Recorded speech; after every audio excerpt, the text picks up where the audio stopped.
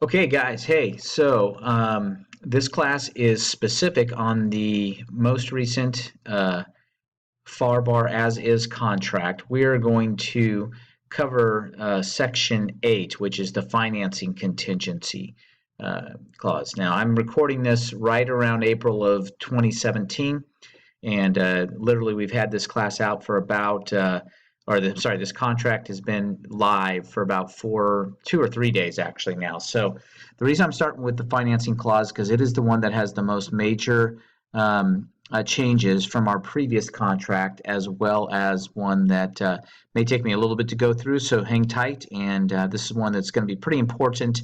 I'm also going to share a flow chart that I've created, and I want to go through that as well. So, all right, so let's just start with, as is with anything, we're going to read things carefully. If we go back up here, all right, this is the financing clause. That is Section 8 in the new FARBAR As Is contract that was revised on April of 2017. The first box you would check there, that would be if the buyer was going to pay cash for the purchase price of the property at closing. Now, note that you still can get financing. What you're saying here is, and I've highlighted it, that there is no financing contingency to the buyer's obligation to close. So what that means is even though you check that box, the buyer could go out and get a loan.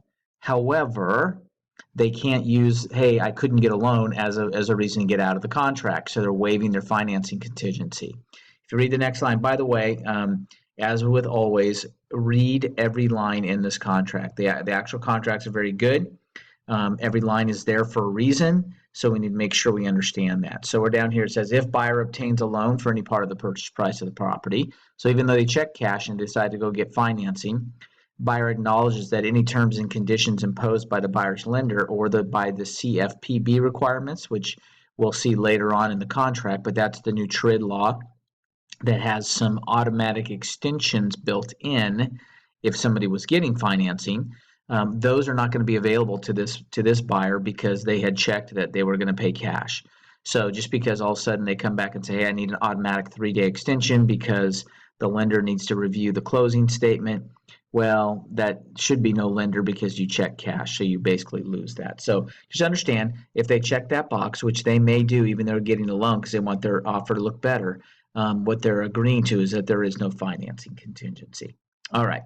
Now we're going to spend a bulk of our time here in B because this is about where we spend 90 to 95% of our lives. This is when we're going to get financing. All right, so let's going to read this carefully, and then we're going to discuss some things more in depthly. We're going to check box B as I did here. This contract is contingent upon buyer obtaining approval of again, here's where you choose conventional or FHA, VA, or other type if it was a portfolio loan or a personal loan or something like that they were getting. More than often than not, you're going to choose one of these three, a conventional FHA or VA loan within, now note this is a change, but this is a default. I did put in the 30 days here that they're going to get a loan, not a loan commitment, but they're going to get an actual loan approval, all right, within 30 days. And that's a default. Now, if you need more time, again, just a quick word of advice. You need to speak to, if you're representing the buyer, and you need to speak to the buyer's lender to see how much time you need in there, because you want to make sure you give yourself enough time to get that full loan approval. So just note that it defaults to 30. You can put any number in here. It's all a negotiable item, but it defaults to 30. So we're going to use 30 in our case because I have a flow chart that reflects that as well. Days after the effective date. Remember, the effective date is when all parties have agreed to all the terms of the contract. This is going to be defined as a loan approval period. So that's the loan approval period, 30 days. There's a 30-day window from the effective date to when the loan approval date is there for you to be able to do. Okay. And they're going to get one for a fixed, adjustable, or I checked fixed or adjustable rate loan in the amount. See paragraph 2C. That's where the amount where you broke down how much of the purchase price was going to be coming from a loan, how much was going to be down payment, how much was escrow. You can go back and review that portion of the contract and see that there, but it references paragraph 2C earlier in this contract.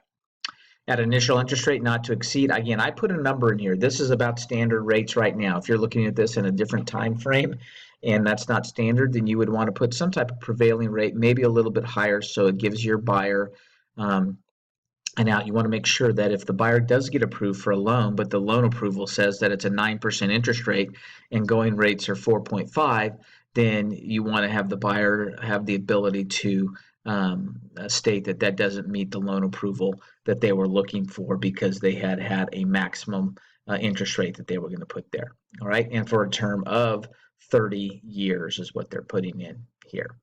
Now, here's where it gets a little bit tricky. What I'm going to do is read through this, talk through some things. I'm going to show you a flow chart that's going to discuss and kind of explain these things.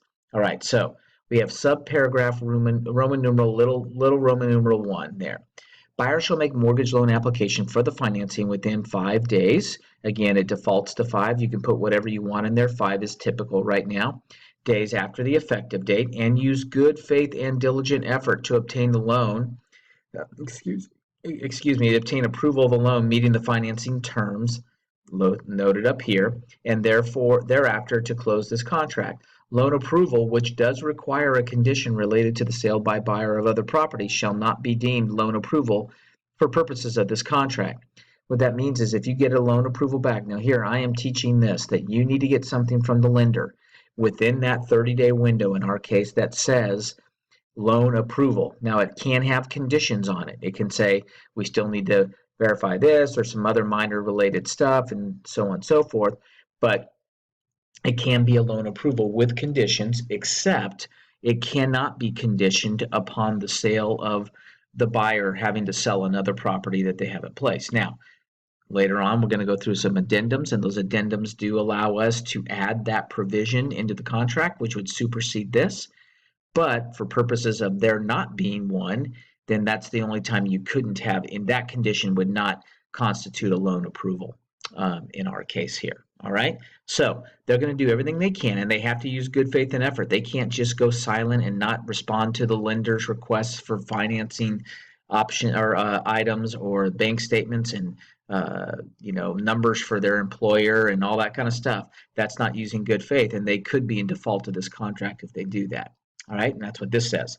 Buyer's failure to use diligent effort to obtain the loan approval during the loan approval period shall be considered a default under the terms of the contract. The reason I'm explaining this is because your buyers need to understand this if you're representing the buyer, okay? Also, if you represent the seller and we have a listing, if you can show evidence that the buyer did not make due diligent effort to get their loan, then they could be in default and the seller could have a claim on the earnest money. For purposes of this provision, diligent effort includes, but is not limited to, timely furnishing all documents and information and paying of all fees and charges requested by the buyer's mortgage broker and lender in connection with the buyer's mortgage loan application. They've got to do what they're supposed to do to try and get that loan, okay? I have some notes down here. Let's see what those say. Basically pointing that out, that the buyer must make diligent effort to do so, okay? Now, Roman numeral 2, buyer shall keep the seller and the broker fully informed about the status of the buyer's mortgage loan application, their loan approval, and the loan processing, and authorizes buyer's mortgage broker, lender, and closing agent to disclose such status and progress and release preliminary and final executed closing disclosures and settlement statements to the seller and the broker. What that means is this, is that the seller and the listing agent have the right to call the buyer's mortgage loan officer and or anybody else there and find out what's going on. And the loan officer cannot say, oh, I can't tell you that because that's not you're not the buyer and therefore you're not my client. I can't tell you that. This paragraph authorizes the listing agent and the seller, if so, to call and get a status update on what's going on. So just be aware of that if you're from the listing side. Also from the buyer side, make sure you point that out to your buyers that they do have the right, based upon the way this contract's written, to do this. Okay. Number 3. If the buyer gets loan approval, buyer shall promptly deliver written notice of such approval to seller. By the way, if your buyer does get loan approval, then that is a done deal. That means it's approved, and they have essentially lost their financing contingency with a few small caveats at the end. But if they get loan approval, then they've lost their right to say, hey, I couldn't get a loan, so therefore I want my earnest money back, because by delivering it, they've said it's ready to go. All right, now, here's where we're going to get into the glitches. All's great here. They do their due diligence and they get their loan, everything's good, they get their loan approval in the time period. Number 4 is when things start to go south. What if the buyer is unable to obtain the loan approval after the exercise of diligent effort, so they tried and they couldn't get their loan approval, then at any time prior to the expiration of the loan approval period, remember we're talking about a 30-day window in our case, so anytime during those 30 days, if they've made a good faith effort and they could not get loan approval, note that it does not say that they have a loan denial. It just says that they are yet to have been able to get a loan approval. Then the buyer may provide written notice to the seller stating that the buyer has been unable to obtain loan approval and has elected to either do one of two things. They can, number one, choose waive the loan approval, in which event this contract will continue as if the loan approval has been obtained, meaning we're going to go on. I know I don't have the loan approval, but we're going to go on as if I do have one. Or, and by the way, when they do that, they've lost their right to their escrow as far as financing is concerned. Okay, so they will no longer be able to use financing contingency as an out of the contract. Or the second thing they could do is terminate this contract. They can say, hey, look, we weren't able to get loan approval. We don't want to risk our earnest money, so we're going to get it back. Now note here, if you read my remarks here, it says that they have three options. The third option is that they do nothing, and that's going to happen a lot, and you'll see that on my flow chart here. All right, we reference that next. Let's go down. Okay, sorry about that, it was a quick jump. Roman numeral 5. All right, if the buyer fails to timely deliver either notice provided in paragraph 8B, 3, or 4 above, which is those two notices we just discussed, which says A, I have loan approval, or in 4, that I don't have loan approval, but I'm going to waive my right to get that. I'm going to go ahead and try and get them go forward anyway, or I'm going to terminate the contract. If they don't do anything during that 30-day window and that comes and goes, so they're saying that if they fail to deliver that to the seller prior to the expiration of the loan approval period, in our case 30 days, then loan approval shall be deemed waived, in which event this contract will continue as if loan approval has been obtained. All right, so they're going to act as if the buyer has loan approval even though they did nothing and went silent. All right, which also means that they can't use financing as an out. Provided, however, now remember this is a change from the other contract. Seller may elect to terminate this contract by delivering written notice to buyer within 3 days after expiration of the loan approval period. We can talk about that in a second when I show you the flow chart or the timeline of what happens and why a seller may want to do this. Just keep that notched away for a minute. Number 6, if this contract is timely terminated as provided by paragraphs 8B, 4, 2, or 5, okay, 4 being Roman numeral 4 or 5 above, and buyer is not in default under the terms of this contract, meaning they still used due diligence and did it, then the buyer shall be refunded the deposit, thereby releasing the seller and buyer from further obligations. All right. Then finally, let's take a quick step back and take a look at those 3 beefy kind of paragraphs. I'm going to share with you a quick flow chart that, in my opinion, it's not self-explanatory, but it works through it. So here's a flow chart of the FARBAR financing clause regarding loan approval deadline. Imagine this across here is going to be our timeline. The time clock starts ticking at the effective date. All right. Notice I have a gap here between days 1 through 30. All right, and that's when the buyer is attempting to get their loan. At the end of those 30 days, we're going to reach something what we call the loan approval deadline. All right, so there's a 30-day window, loan approval deadline. Now, prior to the termination or the end of that, I'm talking the 29th day, the 4:50 p.m. on the 29th day after the effective date, the buyer should do something. They should. All right, maybe they've already got loan approval, then great, we move on. If they don't, though, so down here I said, what if no loan approval? Then the buyer has 2 choices, and I say that there's actually 3. Number 1 is the buyer elects to proceed as if they have loan approval, meaning they want to go forward. They don't want to risk losing the property. They don't want to have the seller have the right to cancel, so they're going to deliver a written notice that has to be delivered to the seller and the listing agent that says, hey, we know we don't have loan approval, but we're going to continue on as if we do have loan approval. All right. Now, why would they do that? Well, they're trying to cut the seller off at the pass, and we'll get to that in a minute. The other option they could have anytime prior to this loan approval deadline coming, all right at the very end, the buyer could, as remember the contract says, option 2 is they could terminate the contract. If they terminate the contract, they would therefore get, if they do it in time, they would get their earnest money back. If they chose this and then therefore could not close later on, if once we get to the closing date, they've lost their right to ask for their earnest money because they've essentially waived their loan contingency. Now, what is going to happen? I'm in predicting that more often than not, more than 50% of the time, especially early on, we're going to get to this loan approval deadline. The buyer is not going to remember that it's there. The buyer's agent's not going to remember it's there. You guys are, because you guys are good buyer's agents, but other agents are not, and you're going to allow the buyer to do nothing. Now, I'm going to call what this gap is days 31, 32, and 33. If you remember back in that provision, it says if we get to the approval deadline and the buyer fails to deliver either notice, right, this notice, or the fact that they have approval, then the seller has the sole discretion to cancel the contract during this 3-day window. Now, if the seller does elect to do that, okay, seller right to cancel, if they do that, then the earnest money would go back to the buyer. Now, why would the seller do this? Well, there have been cases, and there will be cases, where the seller is just waiting for this day to hit because they know that they can cancel the contract. They've been waiting for them a chance to get out of the contract, because maybe they have a backup offer for $10,000 more that's a cash offer and have to worry about appraisals and buyer financing and everything else, but they couldn't get out of it here. But if the buyer does nothing now for these 3 days and these 3 days only, all right, and it's not always days 31 through 33, it's 31 through 33 because we had a 30-day approval period. If we had a 42-day approval period, it would be days 43, 44, and 45. It's 3 days after the termination of this, all right? So the seller has the right to cancel.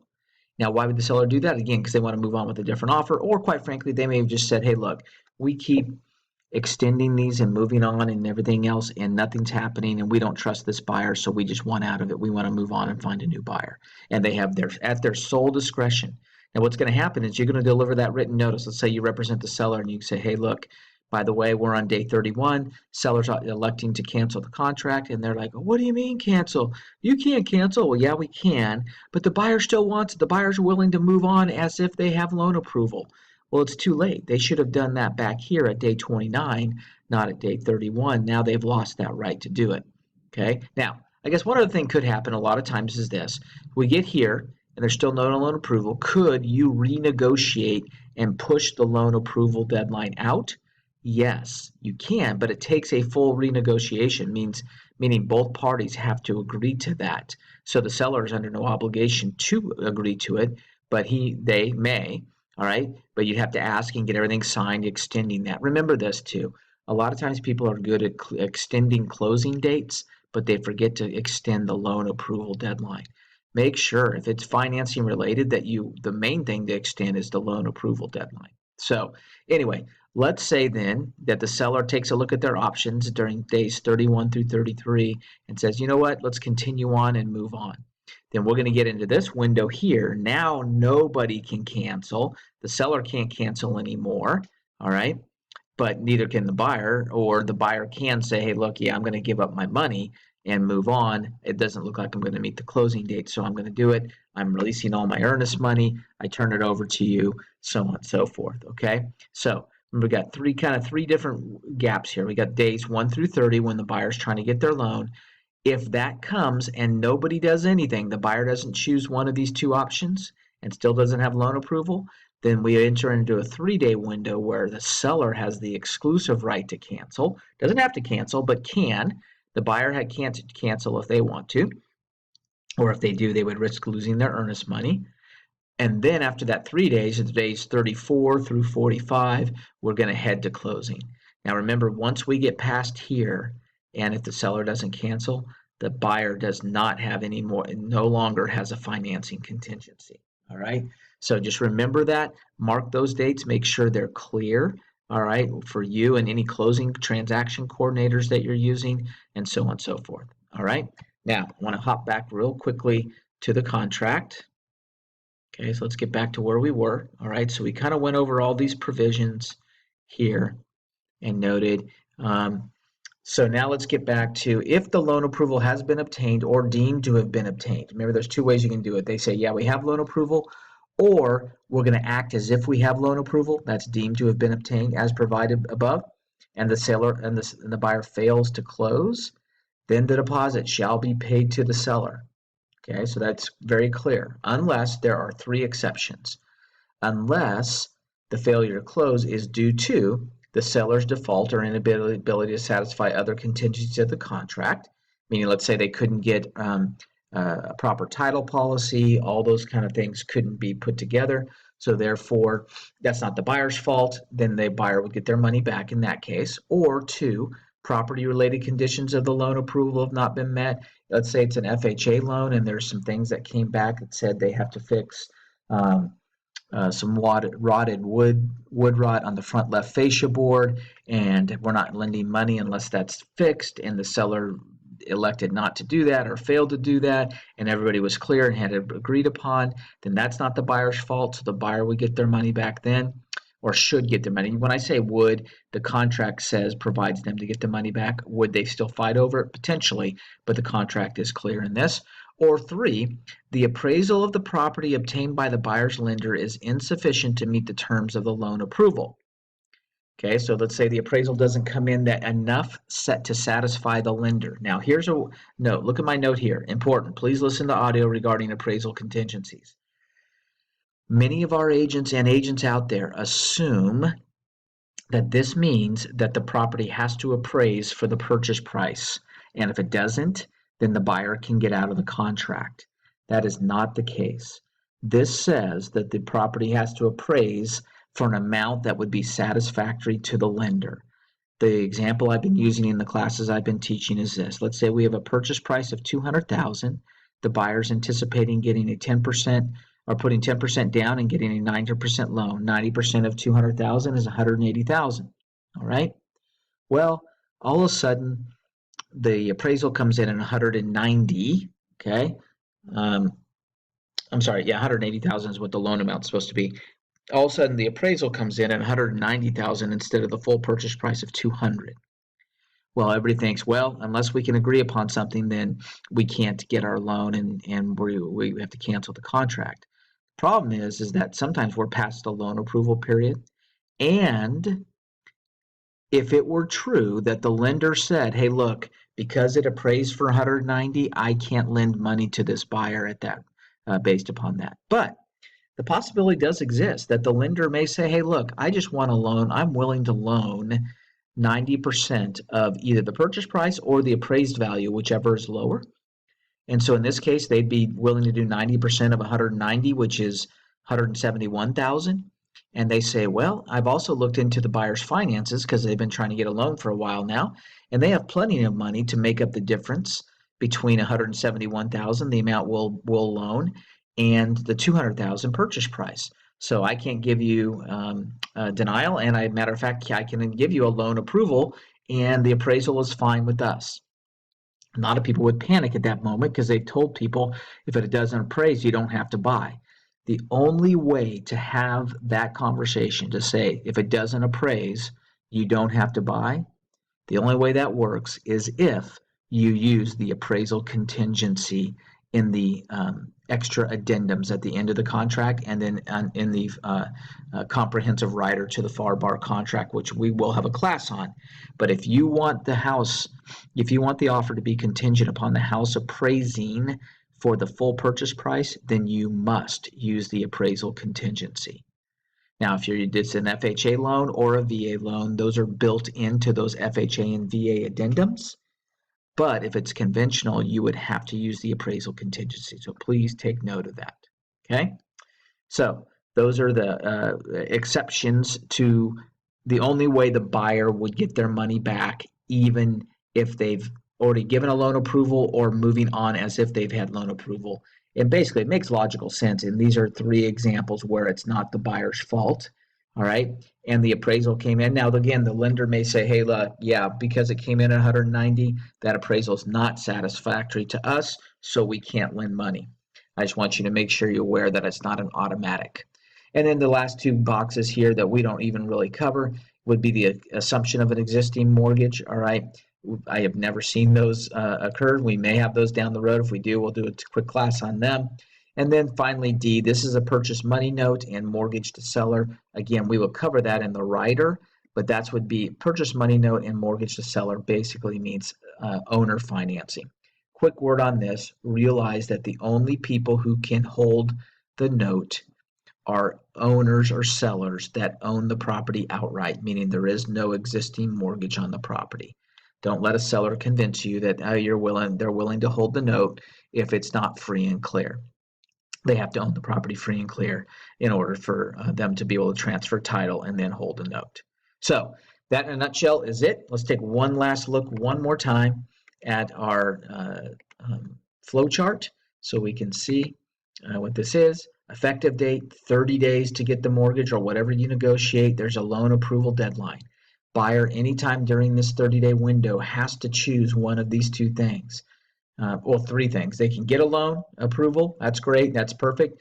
They can elect to proceed as if they have loan approval, or they may terminate. But those rights, these two rights, go away day 31. All right. So when that occurs, now in the day 31 through 33, that's when the seller has the unilateral right to cancel. All right. And then once we get past that, we head to closing. And if it doesn't close, then the buyer loses their money, except for those three reasons. One is that the seller defaults and they couldn't provide title insurance or whatever the case may be, or an escrow, or I'm sorry, a survey related item. There's an easement or whatever. It's not the buyer's fault. That's number one. Number two is that the property related conditions of the property were not satisfied. Or three, if you're going back, if you remember, that's when the appraisal was not satisfactory to the lender in order to lend money. So totally different from where we came from. Make sure you understand this and make sure you do it. And once again, let me tell you that, remember, this is your chance to shine. Make sure that you utilize this opportunity now that we're changing contracts to really get to know this thing, understand it well, and make sure that you are an expert at it so that you can differentiate yourself from the market. All right. Hope you guys are having a great day. By the way, I don't know if I noted this. Hopefully, I should have mentioned at the very, very beginning, but I encourage you to download this section. We have a PDF of the contract marked up. The one that I was going through is attached at the bottom of this right here is attached. You can print that out and have that with you as you go through these. All right. Hope you guys are doing well. Have a great day.